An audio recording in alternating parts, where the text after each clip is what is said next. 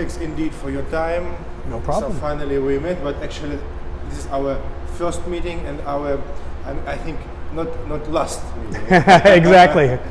I'm a Ukrainian political analyst, you are an American political analyst, but I'm interested in American internal policy and external policy, foreign policy. You're interested in Ukrainian policy, not only Ukrainian.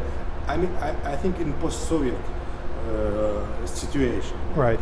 You know that the biggest problem for Ukrainians, for political analysts, for ordinary people, is the phenomenon of Trump and phenomenon of American policy, because politics in general, because now we always try to understand what was the main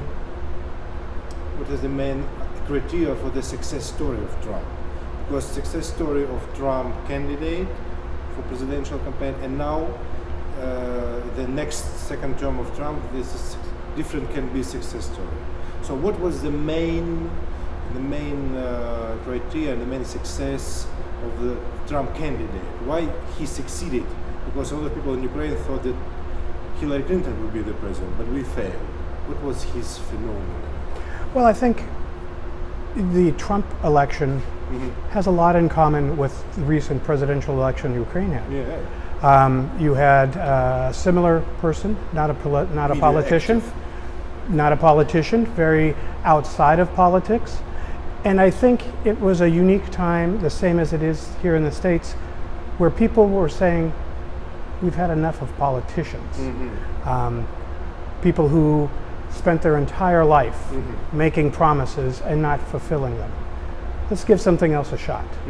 And I think that was where President Trump excelled at. Yeah. He reached out and was able to touch those people and say, you haven't been getting what you wanted from politicians. Let me have a shot. And I think on a whole, he's given them what they expected. He's not a politician. He doesn't speak like a politician. He has problems that would usually sink a political figure.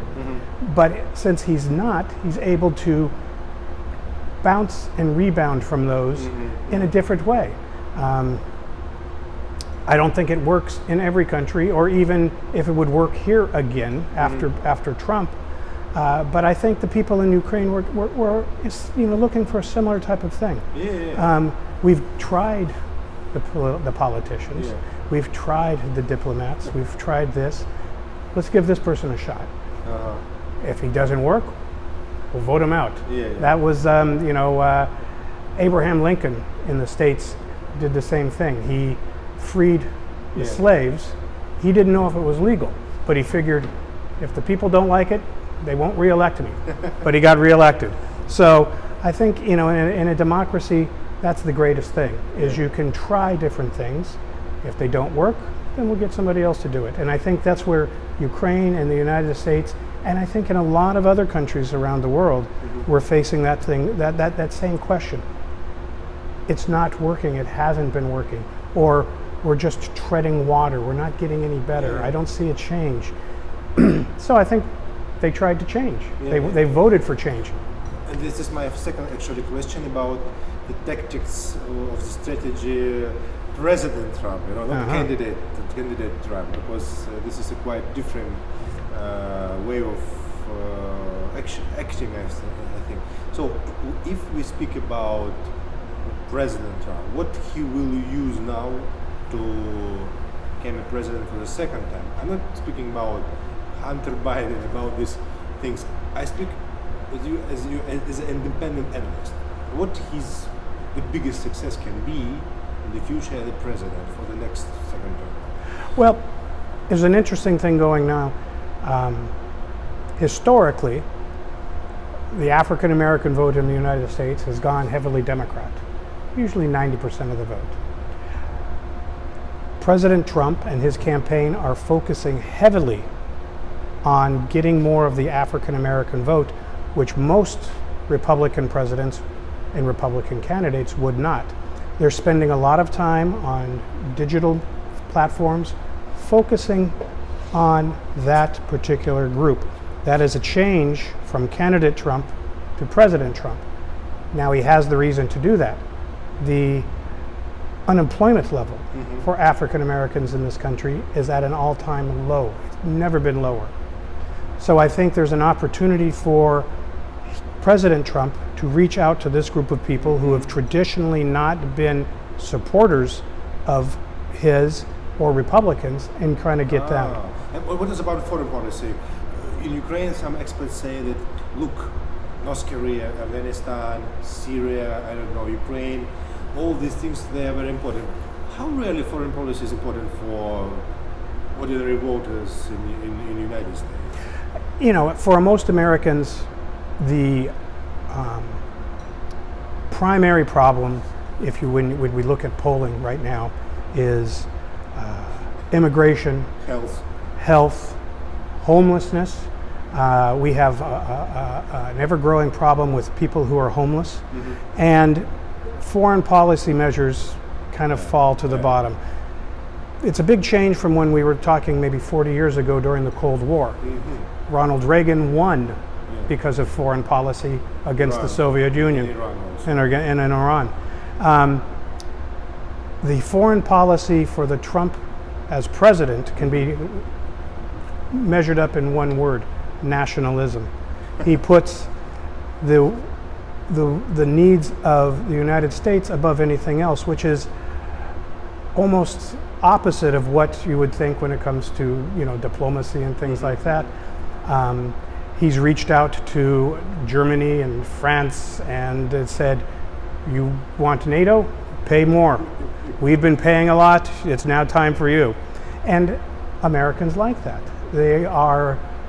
We have a thing here, and I'm not sure if they have it in Ukraine. When you come to the front door, there's a mat for wiping your feet on. Americans are tired of thinking that they're a doormat where people come and just wipe their feet as they pass by. And they want to be known and treated as,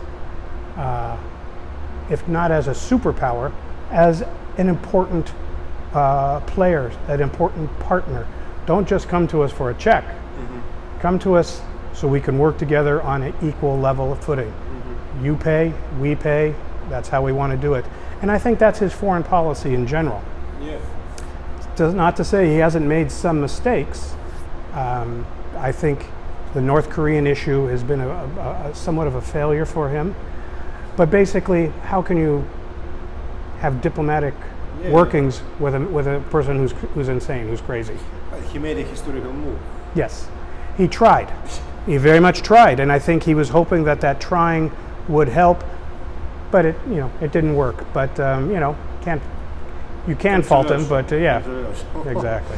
My last question about Ukraine and Russia, and about the role of Ukraine and Russia generally in the future presidential campaign. You know that Democrats use this theme, Republicans use this theme, and I don't know the future of this case, Biden case.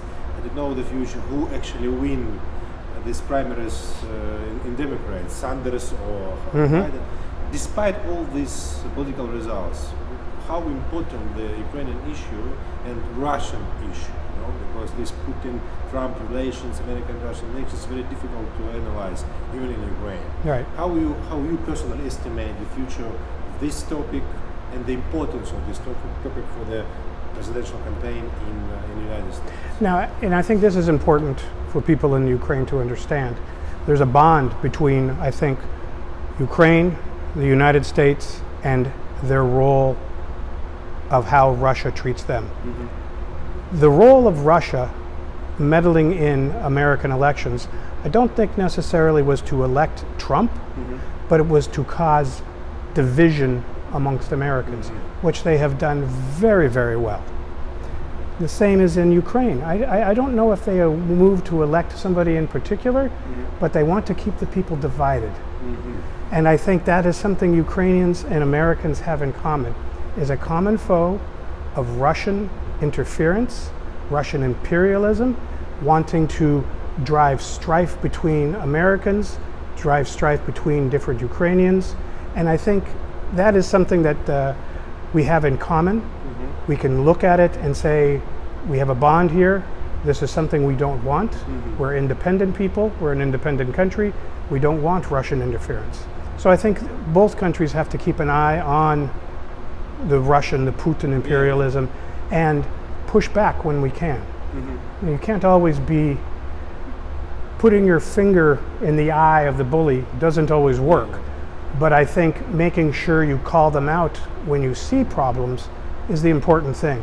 You don't necessarily have to pick a fight, but you want to make sure and say, hey, I see what you're doing, and it's not going to work. You're not going to beat us on that level. In this Biden case, the future with Biden, Joe Biden and Hunter Biden.